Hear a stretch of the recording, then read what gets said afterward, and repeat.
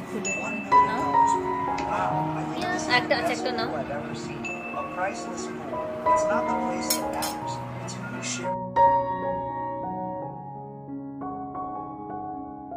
আজ সারাদিন কিভাবে আমি উদ্বাস্তুর মতো জীবন কাটালাম, তো চলো আজকে সেই স্টোরিটাই শেয়ার করছি তোমাদের সঙ্গে। রাধে রাধে বন্ধুরা, সুপ্রভাত সবাইকে। আশা রাখছি তোমরা সকলে খুব ভালো আছো আর সুস্থ আছো। আবারও চলে এসেছি তোমাদের সামনে একটা নতুন ভিডিও নিয়ে। আশা রাখছি আজকের ভিডিওটাও তোমাদের বেশ ভালো লাগবে। চলো সঙ্গে থাকো।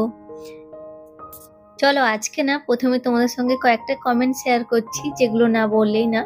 তো অ্যাকোস্টেটিক গুগু থেকে দাদা ভাই কমেন্ট করেছো যে রেগুলার ভিডিও চাই। তো রেগুলার ভিডিও দেওয়ার চেষ্টা করি। তো এই কিছুদিন না, বেশ কিছুদিন হয়ে গেল শরীরটা এত ভোগাচ্ছে। আর সামনে মানে বাবুর এক্সাম চলছে, তো ওকে একটু, ও যেহেতু একদিন ছাড়া ছাড়া এক্সাম হচ্ছে, তো ওকে একটু সময় দিতে হচ্ছে। ও বাড়িতে থাকলে সকালে পড়তে বসানো, তো ওই সময়টুকুটা বা যে সময়টুকুটা সন্ধ্যার দিকে পাওয়া যেত আমার, মানে পেতাম, তো সেটুকুটা সময় ওকে দিতে হচ্ছে। তো সেই জন্য না এখন রেগুলার ভিডিও একদমই দিতে পারছি না। আর বুঝতেই পারছো আমার গলা শুনে আই থিঙ্ক, তো আমার মানে ভীষণ সর্দি জ্বর।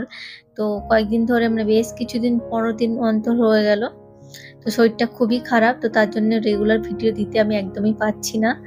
তো চেষ্টা করবো আর কি দেওয়ার।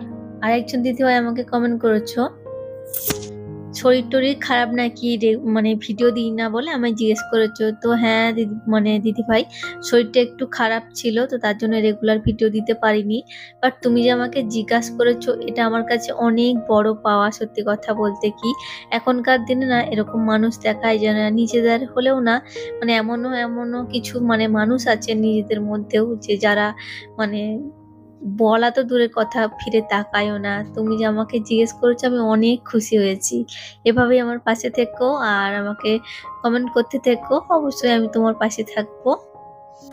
আর আজ না আমাদের রান্নাঘরে হচ্ছে মানে মিস্ত্রি লাগবে, মানে পরিষ্কার করার জন্য।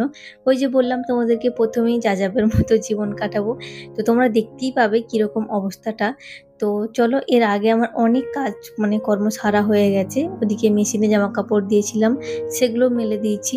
তো সেগুলো আর আজকে তোমার সঙ্গে শেয়ার করলাম না, কারণ বড্ড তাড়াহুড়োর মধ্যে ছিলাম আমি।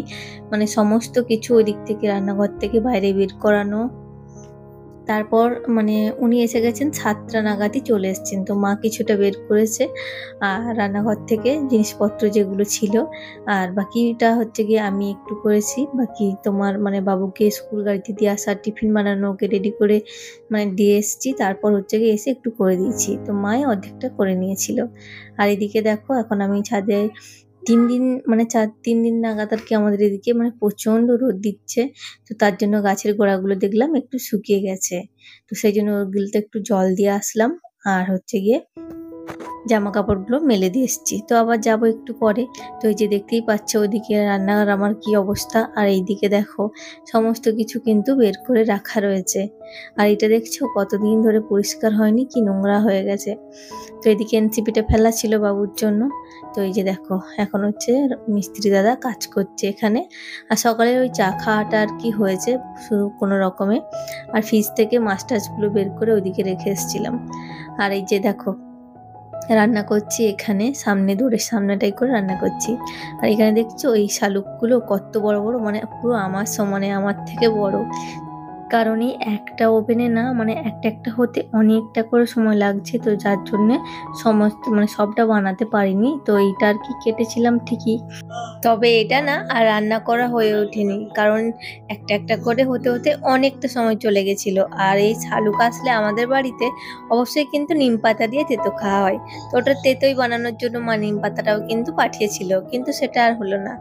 চলো এদিকে দেখো মুগ ডাল, মুসুর ডাল, তার সঙ্গে ছিল মটর ডাল, আর ছিল হচ্ছে বিউলির ডাল। তো সমস্ত ডালগুলো আমি ভেজে, তো ওগুলো একটু প্রেসার কুকারে দুটো আর কি 2-3টে সিটি দিয়ে রেখে দিয়েছি। তো মাছের মাথা দিয়ে ডাল বানাবো, আর তার সঙ্গে হবে হচ্ছে পুঁই শাকের তরকারি। তো ওটাও না ভেজে একদম আমি সেদ্ধ করে গ্যাসটা একটু আস্তে দিয়ে চলে গেছিলাম ছাদে। এই যে এখন ফল কাটছি, আর রান্নাঘরের অবস্থা দেখো, শুধুমাত্র ওপরগুলো পরিষ্কার করা হয়েছে। আর মানে রান্না করতে করতে যতটুকুটা ধরে রাখতে পেরেছি ওগুলো সব ভিতরগুলো নিয়ে এসে রেখে দিয়েছি। আর এখনো মানে প্রচুর নোংরা আছে, দেখতেই পাচ্ছ নিচেটা কি অবস্থা হয়ে আছে। তো ওদিকে রান্না করছিলাম, তো রান্না করতে করতে এদিকটা দেখলাম যে একটু হয়ে এসেছে, এদিকে নিয়ে চলে এসেছি, কারণ একটা গ্যাসের ওভেনে এতগুলো রান্না একদমই হচ্ছিল না। চলো এখন ফল কেটে ওদের টিফিনটা রেডি করে দেবো, ওরা এখন বেরোবে, তারপর আমার তোমার সঙ্গে কথা হবে। টাটা।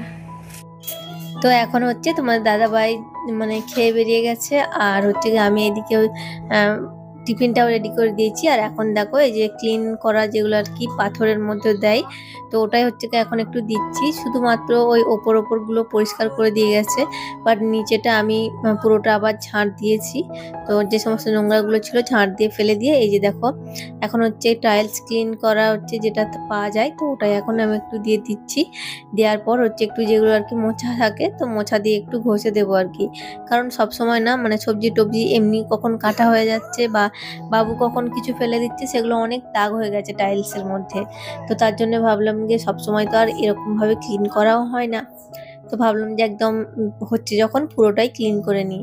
আর মাও এখন ওই বাড়ি থেকে আসেনি, তো মাও আসবে, তো মার একটু আসতে সময় লাগবে, তো আমার এই দিকটা কিন্তু কমপ্লিট হয়ে যাবে। আর বাবুও চলে এসেছিল, ওকে কিন্তু আমি খাইয়ে দিয়েছি। তো ওকে খাওয়ানোর পর আর কি তারপরে যে আমি এখন এগুলো করছি, আর দেখতেই পাচ্ছ আমার আজকে অবস্থাটা।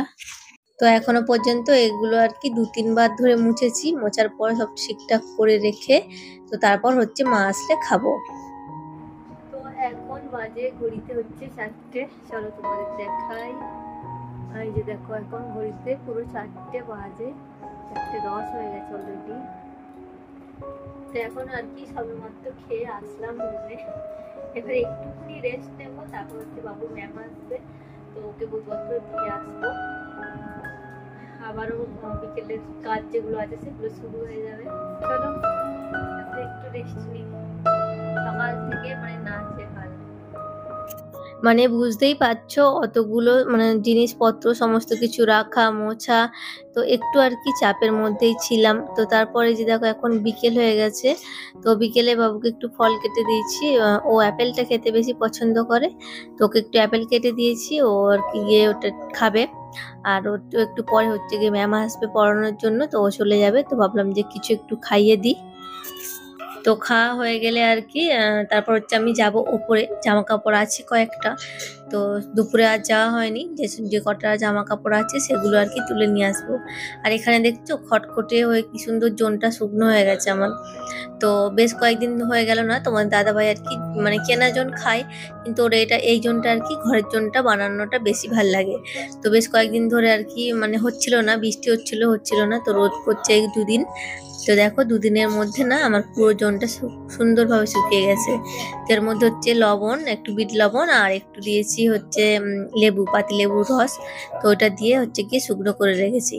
আর এটা খেতেও কিন্তু বেশ ভালোই হয়।